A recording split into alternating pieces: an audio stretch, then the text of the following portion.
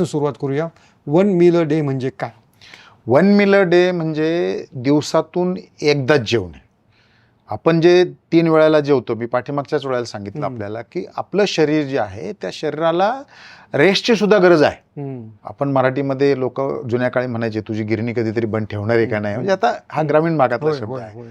तर ज्या वेळेला हे जे 1 मीलच्या पाठीमागचा रिसर्चच हा आहे की तुम्ही ज्या वेळेला दिवसातून एकदा जेवता त्यावेळेला शरीराला सफिशियंट रिकव्हरीची वेळ मिळते. तुम्ही कधीतरी एकदा करून बघा, रात्री 11 वाजता जेवा, तर तुमच्या झोपेची जी क्वालिटी आहे ती बिघडते. पण तुम्ही जर दुपारी जेवला असेल किंवा काही धर्मामध्ये संध्याकाळी दिवस माळवायच्या आत जेवतात, त्यात शरीराची रिकव्हरी जी आहे ती रिकव्हरीला वेळ मिळतो. नंबर 1. नंबर 2, मेजर टाईम जे तुमचं शरीर जे आहे ते शरीर तुमच्या स्टोर्ड फॅटवर चालतं.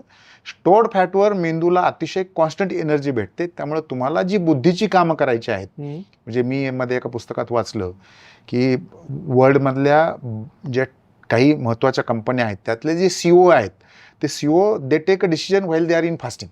म्हणजे असे पण बऱ्याच गोष्टी आहेत, म्हणजे मी वाचलेले. परंतु आपल्या दृष्टीने काय 1 मील अ डे म्हणजे काय, की मी एवढंच सांगतो की रिसर्चनुसार माणसाला दिवसातून 3 वेळा जेवायची गरज नाही. एकदा जेवलं तर तुमची बॉडी व्यवस्थित चालते. ओके.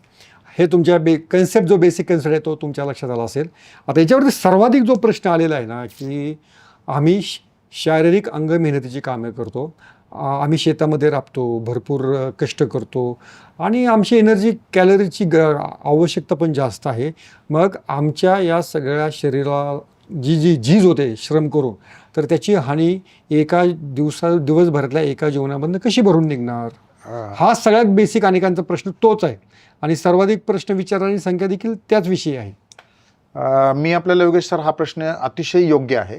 ज्यांनी पण विचारला त्यांच्या मनात शंका असणे साहजिकच आहे. कारण ज्या वेळेला आपण वर्षानुवर्षे सगळे एखादी थेरी राबवतो, तिच्यामध्ये चेंज येण्यासाठी माणसाला त्याचं समर्पक उत्तर मिळणं आवश्यक आहे. तुमचं म्हणणं बरोबर आहे.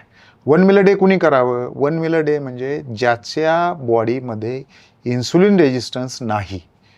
इन्सुलिन रेजिस्टन्सला पर्यायी शब्द काय आहे? पर्यायी शब्द आहे मेटाबॉलिक सिंड्रोम, किंवा काही लोक याला सिंड्रोम एक्स असं म्हणतात.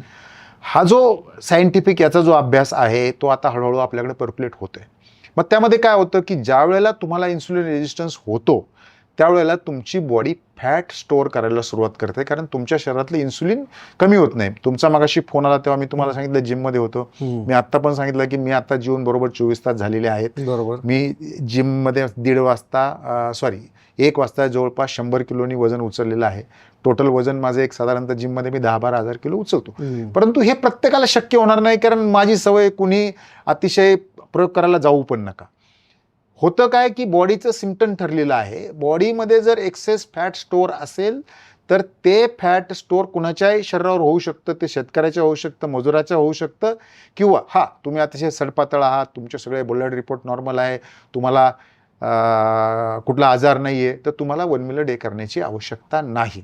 जसं आपण सांगितलं की लहान मुलांनी करू नये, प्रेग्नंट महिलांनी करू नये, ब्रेस्ट फिडिंग महिला असतील त्यांनी करू नये, हे ठीक आहे. परंतु माझे अनेक मित्र जे शेतकरी आहेत ते सुद्धा 1 मील अ डे करतात. माझ्याकडे एक्झाम्पल आहे.